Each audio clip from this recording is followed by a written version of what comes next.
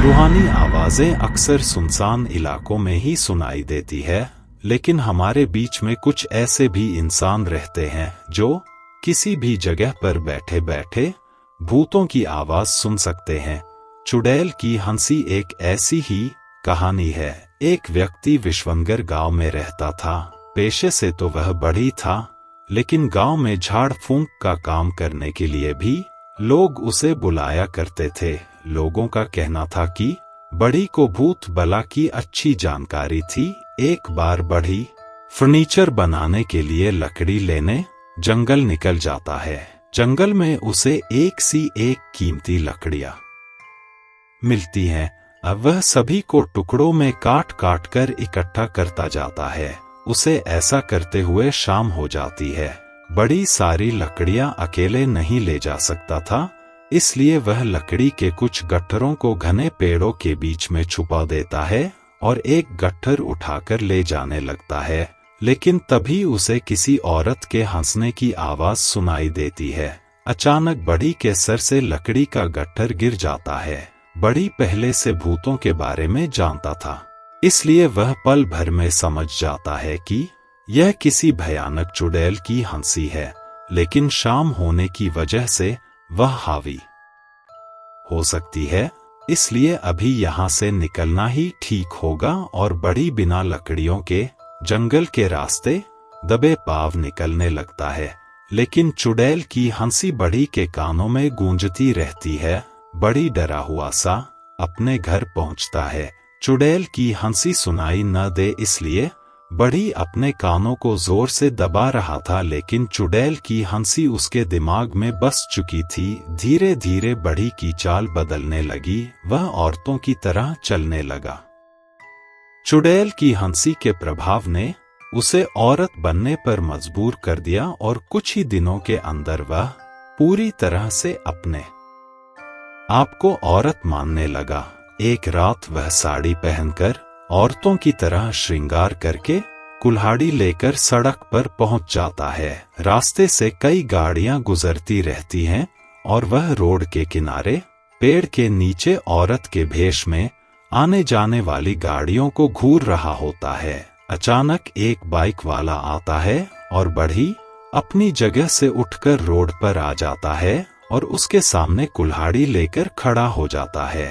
Bike सवार सुनसान रास्ते में एक औरत को खड़ा देख डर जाता है और लड़खड़ा कर रोड पर ही गिर जाता है। उसके गिरते ही बढ़ई उसके पास पहुंचकर उसके सीने में कुल्हाड़ी से कई वार करता है और देखते ही देखते बाइक सवार की जान निकल जाती है। सड़क पर एक व्यक्ति की इतनी दर्दनाक मौत से पूरे शहर में सनसनी फैल जाती है। जिस जगह पर हत्या हुई थी उस जगह पर कोई सीसीटीवी कैमरा मौजूद नहीं था, जिससे कातिल का पता लगाना मुश्किल था। पुलिस एक एक करके सबूत ढूंढने में लगी थी। 3 दिन गुजरते ही रात को कुल्हाड़ी के वार से 2 व्यक्ति और सड़क पर मारे जाते हैं। पुलिस को लगने लगा था कि यह किसी सीरियल किलर का काम है। लगातार हत्याओं से शहरवासियों को सड़क पर निकलने में भी डर लगने लगा था। मामला बहुत पेचीदा होता जा रहा था। तभी पुलिस के हाथ एक सुराग लगता है। मरने वाले तीनों व्यक्ति एक दूसरे के रिश्तेदार निकलते हैं। पुलिस मरने वालों के परिवार से पूछताछ करती है।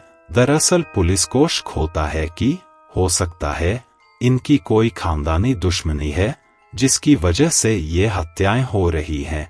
तभी अगली रात एक और व्यक्ति अपनी कार सहित खाई में गिर जाता है और जब उसकी कार खाई से निकाली जाती है तो पता चलता है कि कार के कांच में किसी ने पत्थर से वार किया था, इसलिए गाड़ी का बैलेंस बिगड़ गया और गाड़ी खाई में जा गिरी। इस हादसे में गाड़ी चालक की मौत हो गई। इत्तेफाक की बात तो यह थी कि यह गाड़ी चालक भी इन्हीं तीनों का रिश्तेदार था। बढ़ई लगातार एक के बाद एक हत्याएं करता जा रहा था, लेकिन उसके ऊपर किसी को शक नहीं हो रहा था। चुड़ैल की हंसी बढ़ई को अपने कब्जे में ले चुकी थी और अब वह वही कर रहा था जो चुड़ैल चाहती थी। पुलिस को एक बात तो समझ में आ जाती है कि हत्याएं एक ही परिवार के लोगों की हो रही हैं।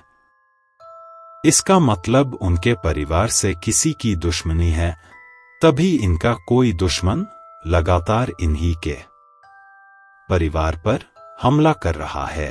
अब पुलिस उस परिवार के सभी ऐसे रिश्तेदारों की सूची तैयार करती है जो उस शहर में रह रहे होते हैं, ताकि उनको बचाने के लिए सुरक्षा दी जा सके। और एक रात बड़ी कुल्हाड़ी लेकर जा रहा होता है, तभी एक व्यक्ति की नजर उस पर पड़ती है। इतनी रात सुनसान सड़क पर एक औरत को हथियार के साथ देखते ही उसे शक होता है और वह पुलिस को सूचना दे देता है। शहर में हत्यारे की तलाश चल रही होती है और इसी बीच पुलिस को एक संदिग्ध औरत की सूचना मिलती है।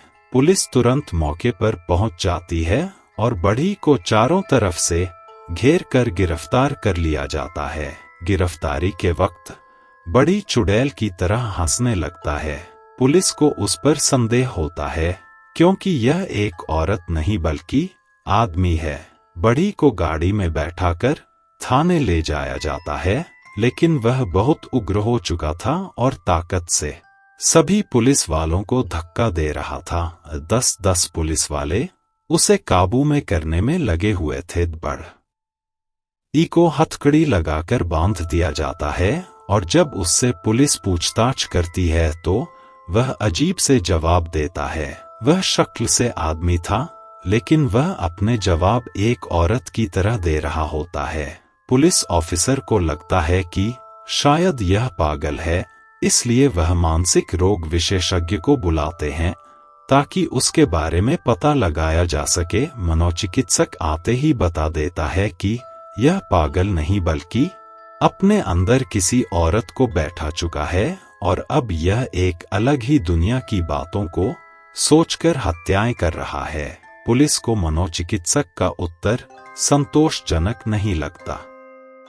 अचानक एक हवलदार कहता है कि हमें भूत भगाने वाले ओझा को भी बुलाना चाहिए, शायद इसके अंदर कोई प्रेतात्मा आई हो। पुलिस ऑफिसर इन सब बातों पर यकीन नहीं करते, लेकिन केस को आगे बढ़ाने के लिए कुछ न कुछ तो करना ही था। श्मशान से एक ओझा को पुलिस की जीप में बैठाकर ले आया जाता है। ओझा आते ही बढ़ी के चेहरे में विभूति फेंकता है और बढ़ी तुरंत सब कुछ बताने लगता है और आधे घंटे के अंदर ही पुलिस को सारी कहानी समझ में आ जाती है।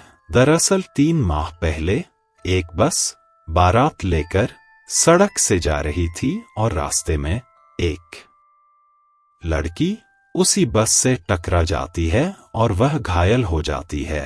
तभी बस में बैठे बाराती उतरकर उसे अस्पताल पहुंचाने की वजह वहीं किनारे जंगल में ले जाकर एक गड्ढे में मरा हुआ समझकर जिंदा ही दफना देते हैं। और यह वही लड़की की आत्मा है जो बढ़ी के अंदर आकर उन्हीं रिश्तेदारों को एक एक करके मार रही है जो उस बारात में शामिल थे।